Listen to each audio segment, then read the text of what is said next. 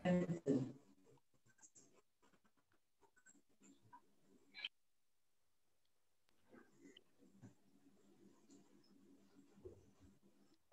আলাইকুম, শুনতে পাচ্ছ সবাই আমাকে? কিছুক্ষণ বিদ্যুৎ শুনতে পাচ্ছি। তাহলে সবার মাইকটা বন্ধ করে দাও। সবার মাইকটা বন্ধ করে দাও। সময় তো আমাদের সময়ের সাথে সাথে যেহেতু ক্লাস নিতে হবে, অথবা আমরা অন্য কথা বলবো না। যতক্ষণ নেট থাকবে বা কারেন্ট থাকবে ততক্ষণ আমরা পড়াটা বা সিলেবাসটা বুঝে নেওয়ার চেষ্টা করব।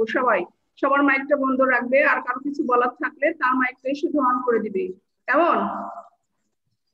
তো আসলে আমাদের ইসলাম শিক্ষা বইটা 5টা অধ্যায়ে ভাগ করা হয়েছে। কয়টা অধ্যায়ে? 5টা অধ্যায়ে ভাগ করা হয়েছে। 5টা অধ্যায়কে আবার বিভিন্ন পার্ট আছে। একটা অধ্যায়ে 8, কোন অধ্যায়ে 10, কোন অধ্যায়ে 9, এভাবে পার্টগুলোকে ভাগ করা হয়েছে। যেহেতু আমাদের 3টা অধ্যায় শেষ করা হয়েছে, সেই 3টা অধ্যায় ইউটিউবে সম্পূর্ণ ক্লাসটাই দেওয়া আছে তোমাদের, বুঝতে পারছো? সেখান থেকে আজকে আমি যে লিসেন গুলো সরকার নির্ধারিত, সেই লিসেন গুলো তোমাদেরকে বলে দেব। সেই লিসেন গুলো তোমরা যদি আবার পুনরায় তোমাদের শেখার থাকে, সেই অধ্যায়গুলো তোমরা কি করবে? কথা বলবে না প্লিজ, তোমাদের মাইকটা বন্ধ রাখো। তো আসলে যে অধ্যায়গুলো তোমাদের শেখা থাকবে পূর্ণ আলোচনা, অর্থাৎ পার্ট 1-এর মধ্যে 3 পর্যন্ত যে লিসেন গুলো থাকবে, সেই লিসেন গুলো তোমরা ইউটিউব থেকে বের করে নিয়ে গুগলে যাবে, যে সেখানে ওয়াইএমসিএ লিখে আবার সেখানে রিলিজিয়ন লিখে তোমার হলো ইসলাম সার্চ দিলেই ক্লাস 6 এটা হলো তোমরা পেয়ে যাবা। যে ক্লাসগুলো প্রথম থেকে একদম 3য় অধ্যায় পর্যন্ত সম্পূর্ণ ক্লাস ওখানে ইউটিউবে দেওয়া আছে, বুঝতে পারছো? তো আসলে এই যে নেটের সমস্যা, বা কিছুক্ষণ আগে তোমরা দেখলে যে বিদ্যুৎ চলে গেছিল, আমার কথা শুনতে পাচ্ছ? তানভীর, তানভীর, আচ্ছা দেখো, এখন যেটা বলবো যে যে লিসেন গুলো, আচ্ছা শোনো তাহলে মনোযোগ দিয়ে। আমাদের তাহলে 3 পর্যন্ত যে ইউটিউবে আছে সেখানে তোমরা ক্লাসগুলো, যে ক্লাস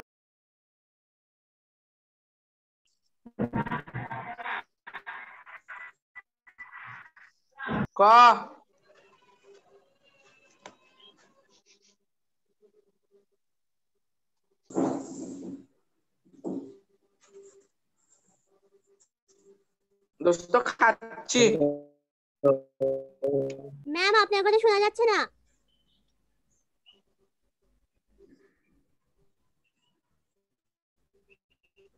মিউট করে থুইছেন, সেটাকে আনমিউট করেন। আপু চুপ করো তো, একটু ডিস্টার্ব হচ্ছে, এত কথা বলো কেন?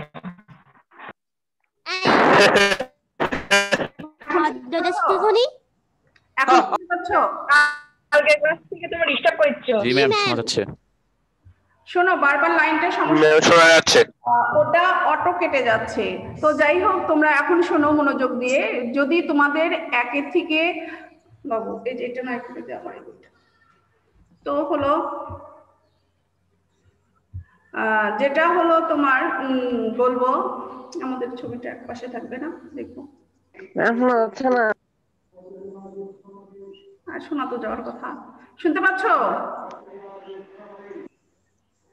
শুনতে পাচ্ছি হ্যাঁ ম্যাম, ম্যাম, শোনা যাচ্ছে। হ্যাঁ, তো আমি যেটা বললাম যে পার্ট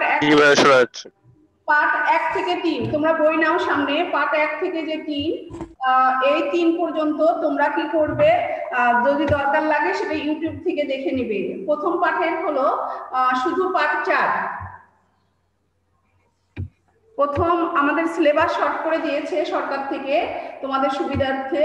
এখন যেহেতু সবার হলো সমান সুযোগ, তোমরা যেমন সুযোগ পেয়েছো ইউটিউব দেখার, অনেকের হয়তো ইউটিউব দেখার সুযোগ পায়নি। এই জন্য তোমরা প্রথম অধ্যায়ের পার্ট 4 আর প্রথম অধ্যায়ের পার্ট 4, 6, 8, 6, 8 একটু বইয়ে দাগলে নাও।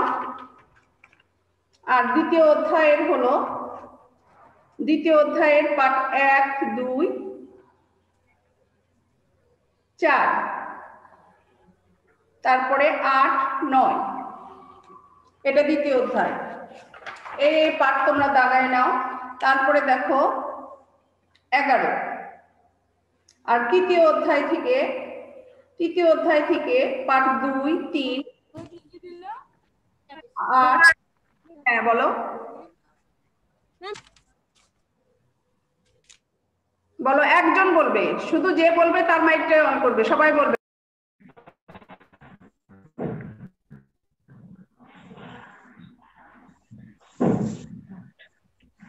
শুনতে পাচ্ছ? তারপরে অধ্যায় দাগায় নাও, তৃতীয় অধ্যায় পার্ট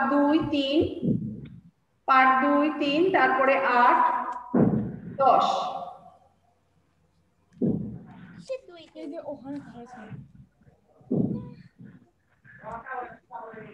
ম্যাম দ্বিতীয় অধ্যায়ের কোন কোন পার্ট একটু বলবেন?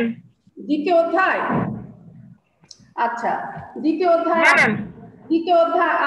আবার শোনো যে পাঠ 1, 2, 4, 8, 9 হ্যাঁ ম্যাম হয়েছে ম্যাম। আর 11। তারপরে দেখো 11 আছে। তারপর তৃতীয় অধ্যায় 11 পার্ট 2, 3, 9, পার্ট 2, 3, 8, 10, 12। এটা তৃতীয় অধ্যায়। এখন যথা নিয়মে আর সময় নষ্ট করো না তোমরা। এটা যদি তোমরা আবার জিজ্ঞেস করতে হয় বৃহস্পতিবারের দিন আমরা সবগুলো জেনে নিব। আজকে আমরা পড়াই যাব চলে। চতুর্থ অধ্যায় বের করে নাও সবাই। চতুর্থ অধ্যায় আমাদের জন্য নতুন পড়া। চতুর্থ অধ্যায় বের করো।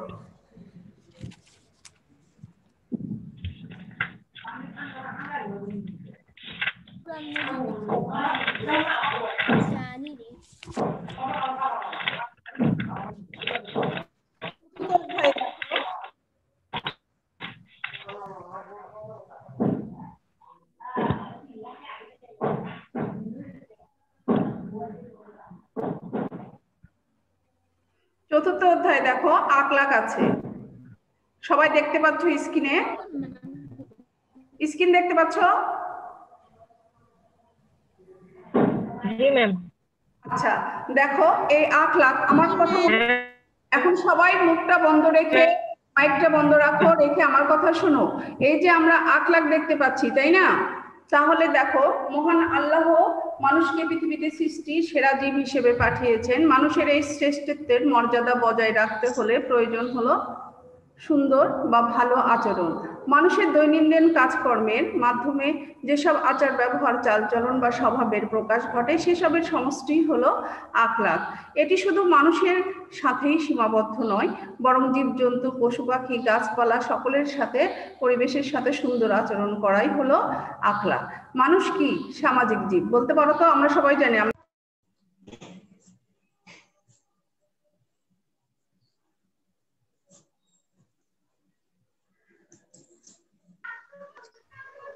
আচ্ছা শোনো, সবার কাছে যে ভিডিও অডিও এই ব্যবস্থা না করে শুধু আমার কথাটা এখন শোনো। সবাই ভিডিওটা অফ করো এবং অডিও অফ করো। এখানে নেটের সমস্যা হচ্ছে, নেট স্লো হয়ে যাচ্ছে আর বন্ধ হয়ে যাচ্ছে।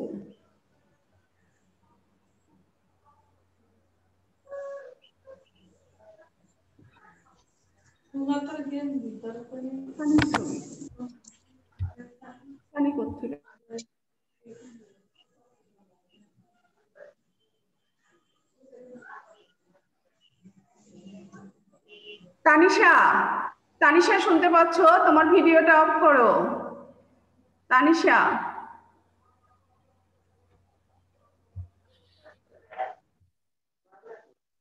অডিওটা অফ করো।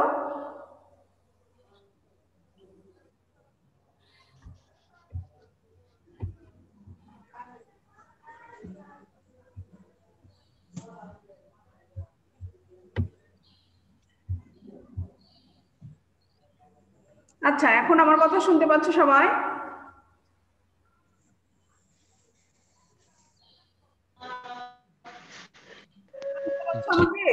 হ্যাঁ ম্যাম। আচ্ছা তাহলে এবার মনোযোগ দিয়ে সকলেই শোনার চেষ্টা করো যে আমরা সমাজবদ্ধভাবে বসবাস করি। কখনো এই আচরণ সবার সাথে আমাদের নিন্দনীয়, মন্দ হতে পারে, আবার প্রশংসনীয় হতে পারে। আর এই প্রশংসনীয়, সবার মাইকটা বন্ধ করো, শব্দ হচ্ছে।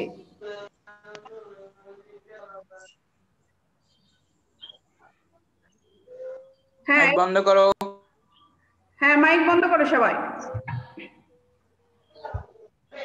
দেখো আখলাকে হামিদা বা প্রশংসনীয় আচরণ সেটা হলো সত্যবাদিতা, পিতা মাতার প্রতি উত্তম ব্যবহার, শিক্ষকদের সম্মান করা, আত্মীয় স্বজন প্রতিবেশী সহপাঠীদের সাথে সদাচরণ করা, অথবা বড়দের প্রতি শ্রদ্ধা, ছোটদের প্রতি স্নেহ ইত্যাদি। তাহলে যে প্রশংসনীয় যে চরিত্র, এই চরিত্রগুলো আমাদের কি করতে হবে? গ্রহণ করতে হবে। আর যেগুলো আখলাকে জামিমা বা নিন্দনীয় আচরণ, এই কথাগুলো আমাদের কি করতে হবে? বর্জন করতে হবে। যেমন যে আচরণগুলো দেখো, মিথ্যা কথা বলা, পরনিন্দা করা, আমানতের খেয়ানত করা, গালি দেওয়া, আত্মীয়তার সম্পর্ক ছিন্ন করা, প্রতিটি মানুষের সাথে আখলাকে হামিদা অর্জন এবং জামিমা বর্জন করতে হবে। আমরা আখলাকে জামিমা বর্জন করব এবং হামিদা গ্রহণ করার চেষ্টা করব। এখন খেয়াল করো, এই যে আমাদের চতুর্থ অধ্যায়, বুঝতে পারছো? এই চতুর্থ অধ্যায় সময় স্বল্পতার জন্য বা কোভিড-19 এর জন্য সরকার তোমাদেরকে কিছু কিছু লিসেন এখান থেকে, সব লিসেনে আমাদের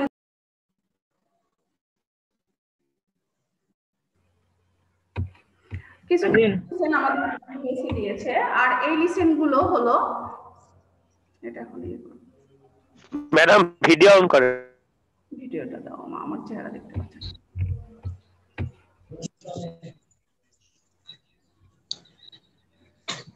আচ্ছা, এখানে দেখো কিছু কিছু লিসেন, যে লিসেন গুলো আমাদেরকে হলো সরকার থেকে কমাই দিয়েছে, আর কিছু কিছু লিসেন আমাদের জন্য দিয়েছে। আমরা সরাসরি অন্য লিসেনে না যেয়ে দেখো এখানে পার্ট 8 আখলাকে জামিমা বের করো সবাই। আখলাকে জামিমাটা কি এটা একটু শিখো। তাহলে দেখো আমরা আমাদের আচরণ বা বৈশিষ্ট্যকে দুই ভাগে ভাগ করেছি। কয় ভাগে ভাগ করেছি? দুই ভাগে। একটা হলো আখলাকে হামিদা আর একটা হলো জামিমা। হামিদাটা কি? প্রশংসনীয় আচরণ। আর জামিমা হলো নিন্দনীয় আচরণ। এখন তোমরা খেয়াল করো যে হামিদাটা আমরা কি করব? গ্রহণ করব এবং জামিমা বর্জন করব। আজকে নির্দিষ্ট পাঠ হলো আমাদের জন্য 8 আখলাকে জামিমা। তাহলে দেখো খেয়াল করো সবাই যে আখলাকে জামিমা অর্থ হলো অসৎ আচরণ বা নিন্দনীয় আচরণ। এমন কতগুলো নৈতিক অবক্ষয়মূলক আচরণ যা মানুষকে হীন, নীচ, ইতর, শ্রেণীভুক্ত এবং নিন্দনীয় করে তোলে। যেমন ধরো মিথ্যাচার করা, গীবত করা,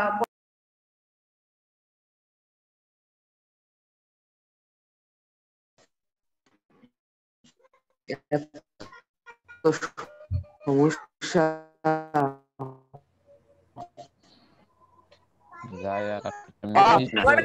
আরো ভালো। আমার কথা শুনতে পাচ্ছ? করতে পারছো না? জি ম্যাম। সবার মাইকটা বন্ধ করো। আর হলো তোমরা বইয়ের 8 নাম্বার পার্ট যেটা, সেটা খুলে নাও আর আমার কাছে শোনো প্লিজ। তো আমরা আসলে যেটা আলোচনা করছি সেটা হলো আখলাকে জামিমা। তাহলে আখলাকে জামিমা হলো অসৎ আচরণ বা নিন্দনীয় আচরণ, যে আচরণগুলো মানুষকে নিচের দিকে নেমে নিয়ে যায় বা খারাপ করে তোলে। যেমন ধরো মিথ্যাচার, গীবত, পরনিন্দা, গালি দেওয়া ইত্যাদি। এগুলো হলো আখলাকে জামিমার আচরণ।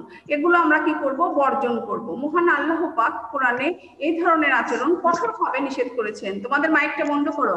আল্লাহর বাণী, এ প্রসঙ্গে আল্লাহ তাআলা বলেন, তোমরা সত্যর সাথে অসত্যর মিশ্রণ ঘটিও না এবং তোমরা জেনে শুনে সত্য গোপন করো না। সূরা আল বাকারা আয়াত হলো 42।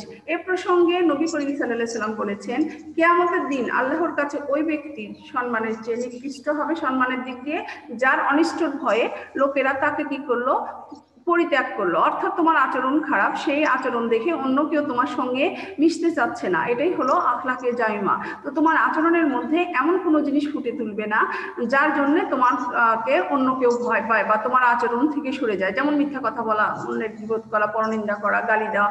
তাহলে তোমার সঙ্গে মানুষ কি করবে? মিশবে না। আর যদি না মিশে তাহলে সেটা কি হলো? আখলাকে জামিমা হলো। আর এটা হলো আল্লাহ তাআলা মোটেও পছন্দ করেন না। আমাদের প্রিয় নবী যাবতীয় নিন্দনীয় আচরণ থেকে পবিত্র ছিলেন। তিনি কখনো মিথ্যা কথা বলেননি, কাউকে তিনি কখনো গালি দেননি, ওয়াদা ভঙ্গ করেননি, কারোর সাথে প্রতারণা করেননি। আমরাও রাসূল সাল্লাল্লাহু আলাইহি সাল্লামের সকল আদর্শ অনুসরণ করব।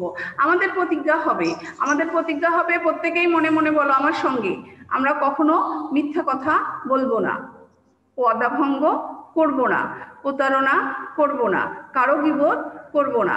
আমরা এই জিনিসগুলো অনুসরণ করার চেষ্টা করব, কেননা এটা আমাদের রাসূলুল্লাহ সাল্লাল্লাহু আলাইহি সাল্লামের আদর্শ অনুসরণ করা। বুঝতে পারছো আমার কথা? সবাই শুনতে পাচ্ছো?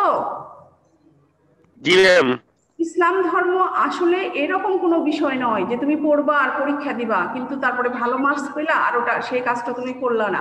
আমাদের জন্মই হয়েছে আসলে ইবাদত করার জন্য, অর্থাৎ আল্লাহ যা বলেছেন এবং রাসূল যা বলেছেন তা করা, এবং যা নিষেধ করেছেন তা থেকে আসলে বিরত থাকা। তাই আমাদের প্রতিজ্ঞাবদ্ধ যখন হব, ওয়াদা যখন করব, তখন আমরা সেই অনুসারে কাজ করার চেষ্টা করব।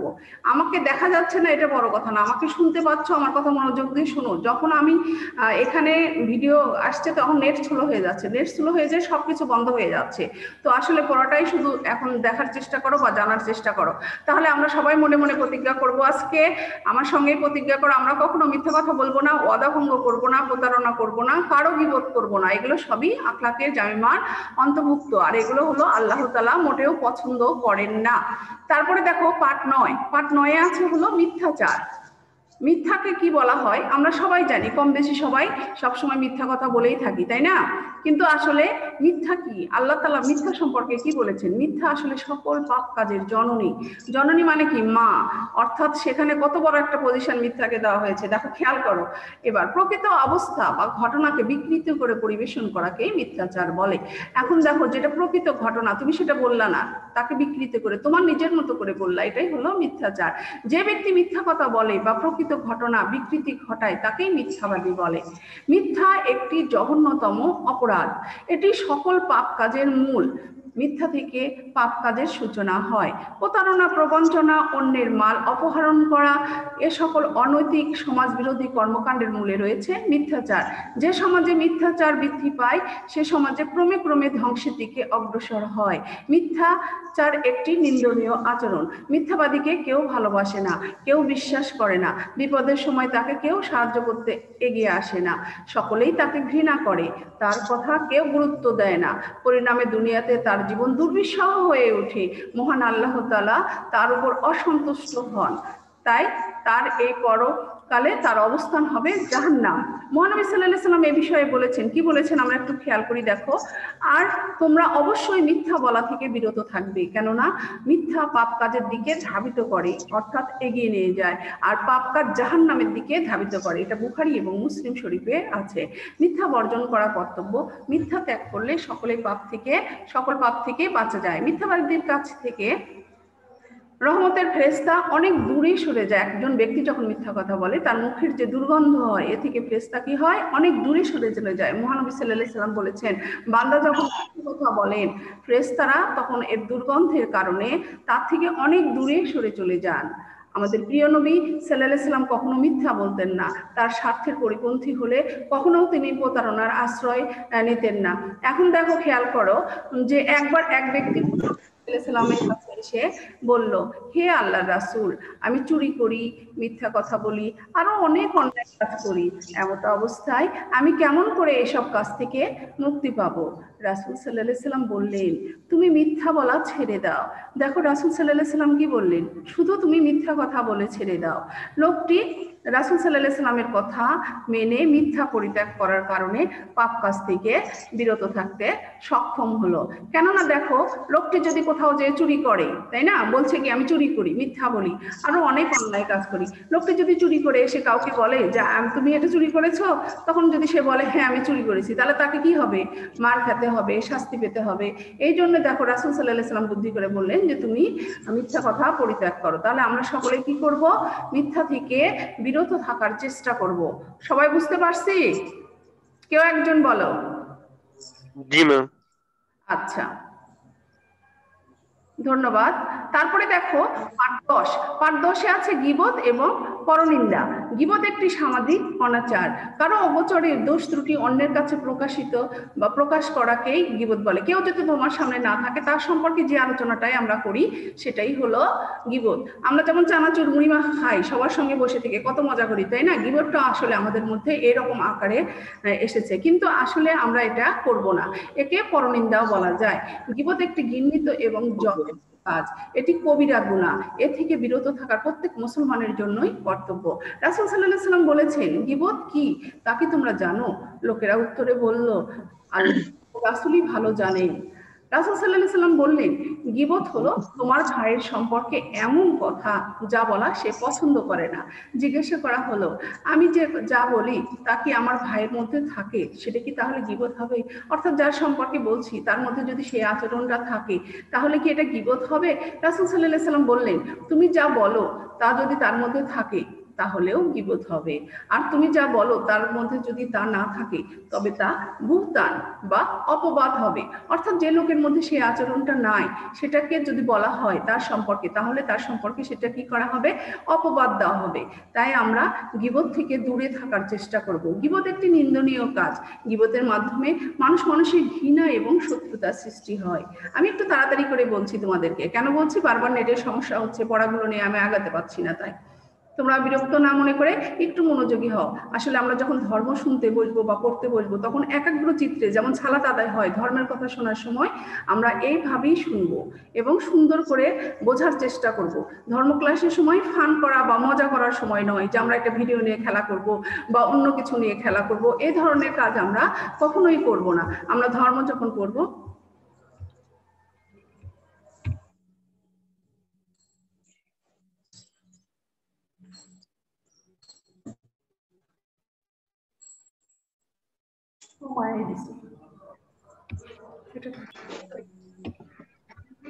আবার ভিডিও অন করে কেন?